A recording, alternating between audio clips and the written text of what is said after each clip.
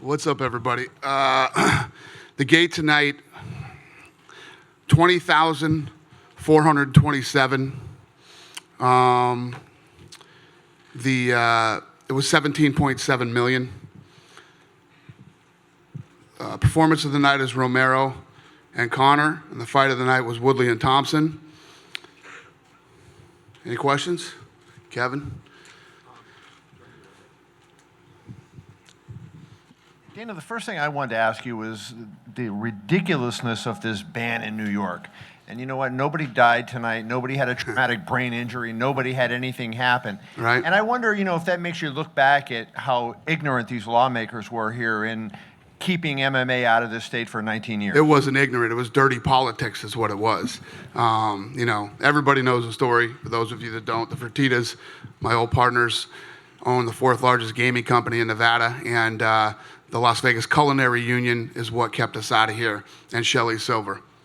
So that's really why we weren't here.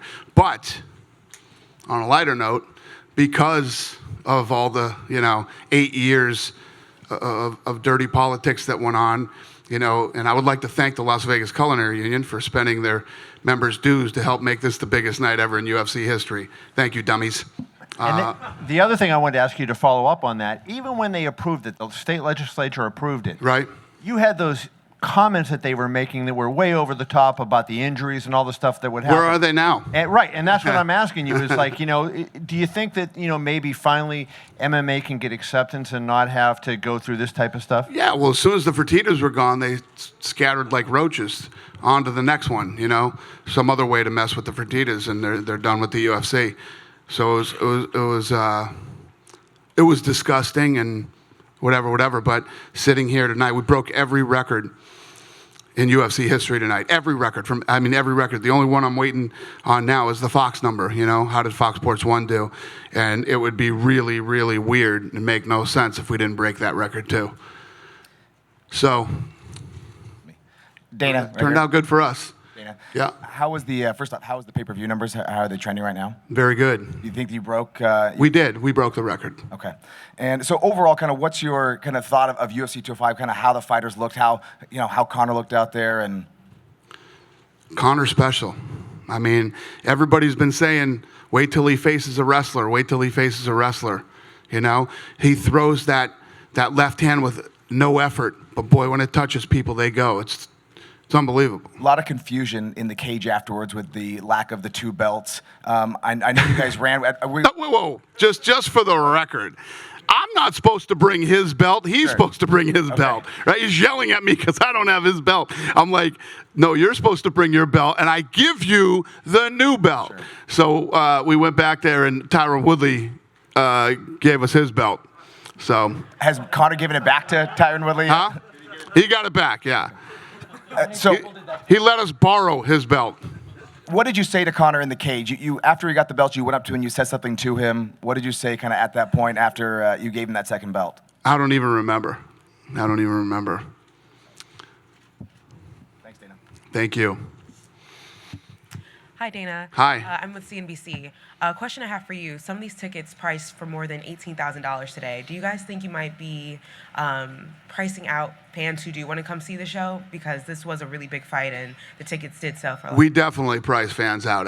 There's no doubt that did happen. Not one of my favorite things to do, but basically there's this thing that happens right now. It's no different than, it's dynamic pricing. It's no different than, a plane ticket. When there's so much demand, the plane ticket goes up. That's what happened. But yeah, the place was sold out. It was packed to the rafters. We broke the Madison Square Garden, record, which I don't think will ever be broken again. Jesus is going to have to fight the devil to break that record, man. I just don't see what does it. But yeah. And then a follow-up question I had for that. Like we said, MMA is returning after nearly a 20-year ban. So economically, what do you think UFC can bring to New York in the coming years? It's what I've been saying since day one. If you look at, how many people were here from other countries in different parts of the United States, they're staying in hotels, they're eating in restaurants every night, they're shopping in the stores. The economic impact for the city of New York was outrageous, You guys done with me? No. Obviously, a little bit of controversy with Wonder Boy and Woodley and how that played out. Well, not necessarily controversy, but confusion more than anything else. It wasn't. I think what happened was they were really trying to make sure those scores were totaled right, and you don't want to mess that up. And even when we came back, you could tell Tyrone thought we were going to say, "Oops," Wonder Boy won, but it was a draw. And when you look at that fight, you could call that fight. I actually had it even going into the 5th round, but my opinion doesn't mean shit. So, I guess one place it does matter though is what happens next with those two guys. You rematch them, man. I think that it was a draw, and the fight was ridiculous. It was the fight of the night. You do it again. That leaves Damian Maia, I think, on the outside looking in. What would you do with him? Ask him if he wants to wait. Let him fight. Damian Maia's right there, man. So, he'll get the next shot if he wants to fight somebody else or whatever. I don't know. And again, it's the night of the fight. I hate to make fights the fight of the night. I don't do it, but that one makes sense. I think it makes sense. The other two big questions, of course, Conor. I guess we can't wait to talk to him and find out what he wants to do next. But, right. But what do you see? I mean, you guys had very differing opinions about the future of his career. You're saying he's got to. Well, you said that he needed to give up a belt. He's saying you're going to have to get an army together to take one of those belts away. Yeah. Where do you stand right now? I mean, with the star as bright as him, could he find a way to maybe do both these? Listen, I've never dealt with anybody like this kid on so many different levels. Normally he walks out of the octagon and he goes, I want to fight this guy next. Nobody does that. Nobody has ever done that. Nobody's ever walked out of the octagon and told me they want to turn right around and fight again. He does. And who knows? I'm going to let him enjoy this night and enjoy it, and we'll talk business later. Does that mean maybe you're softening your stance a little bit? No. And just last question, Khabib Nurmagomedov had an incredible performance tonight. He had some pretty strong words for Conor. I think he had a couple of words for you as well, maybe over there. I didn't hear what he said. Okay, well, what do you think? Where does he stand? I mean, does he deserve to fight that belt? That guy was screaming at me in between every round. Give me that fucking belt, and yelling. I was yelling back to him, finish this fight first. How about you in 30 seconds you got to deal with him, and every round he's screaming at me. I get it.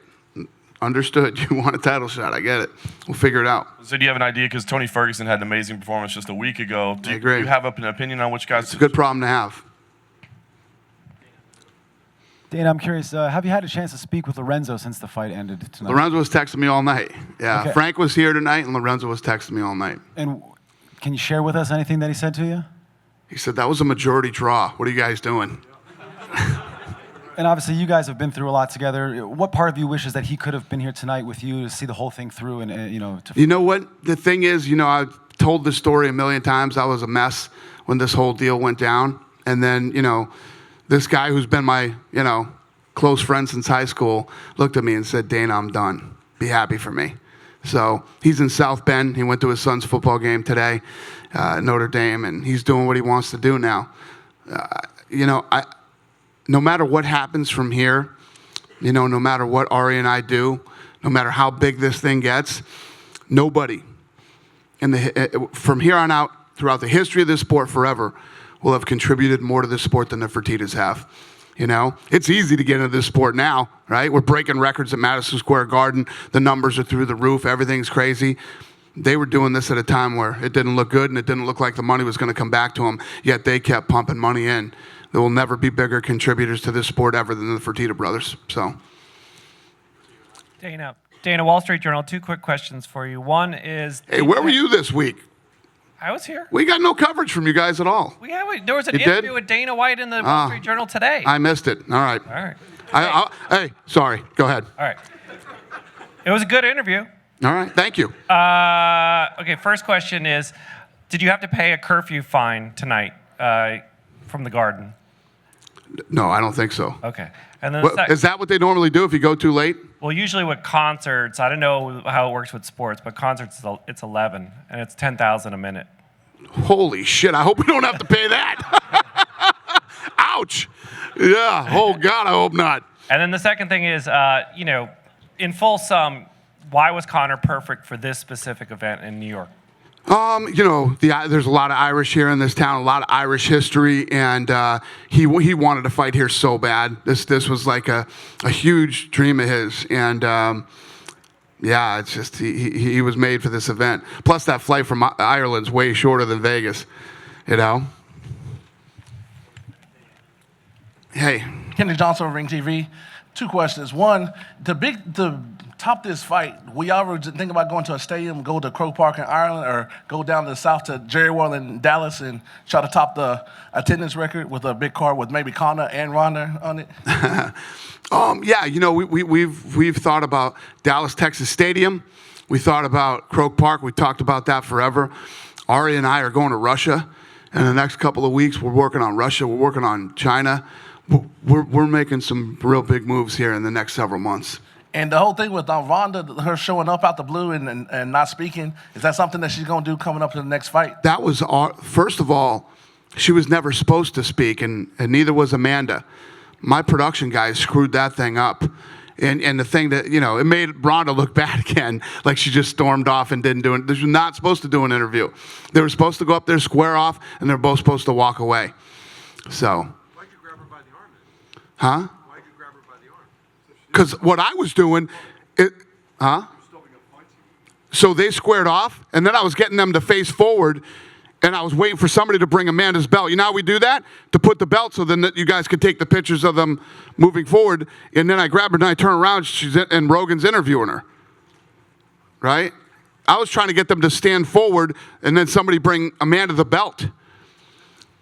Hey, we're not perfect all the time. We actually, our team coming into this big event, we made a lot of mistakes at this event that I'm not happy about.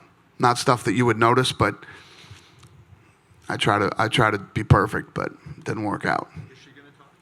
Huh? Is she going to talk? Ronda? Ronda's been talking.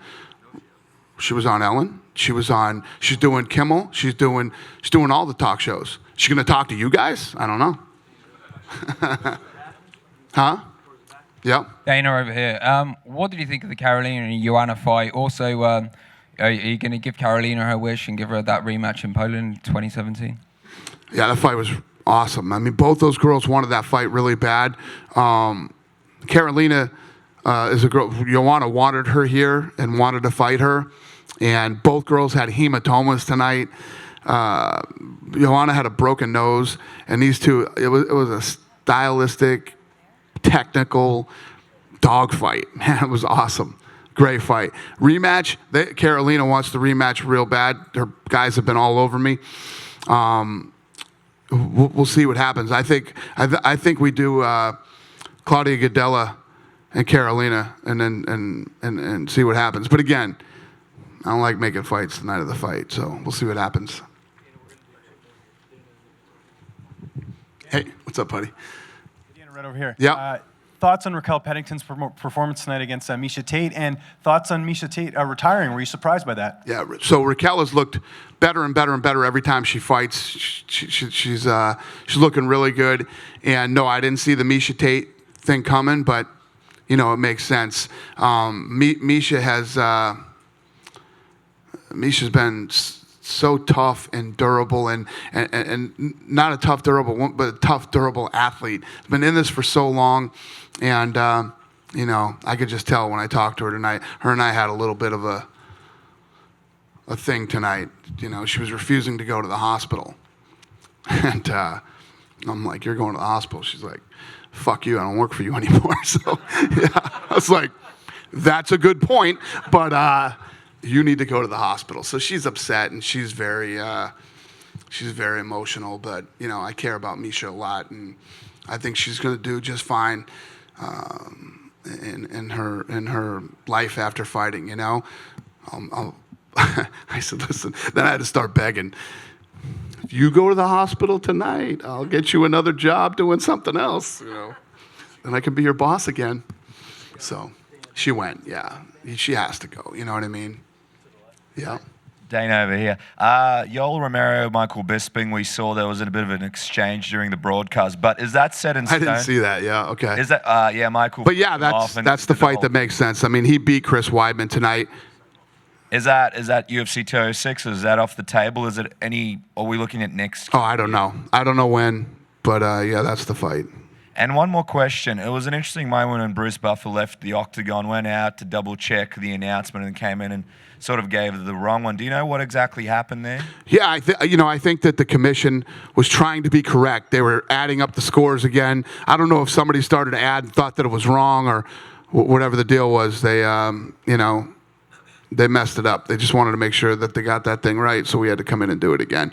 It rarely ever happens in the UFC. It's happened one time, no big deal. Listen, it would have been a major, major screw up if it was the other way around. Like we had to say, "Oops, you didn't win, he won," and switch the belt. That would have been real bad. So it worked out all right. Yep, done. Yeah. Hey, so.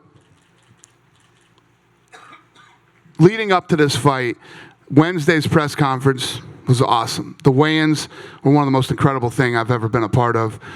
And tonight, I told the fighters yesterday, I've done everything I can do. All the bells and whistles, all the stuff that I do is done. It's up to you guys. They went in and delivered. I know that, I don't have the best relationship with you guys sometimes and everything else, but you guys are such a huge part of tonight, and thank you for all that you do and the hard work that you put in over the years. Tonight was a massive win for the UFC, a huge win for the sport, and you're all a big part of it. And I just want to, I'm not always the nicest guy to you guys. Thank you very much. I appreciate it. Huh? Don't piss me off. I'm leaving now.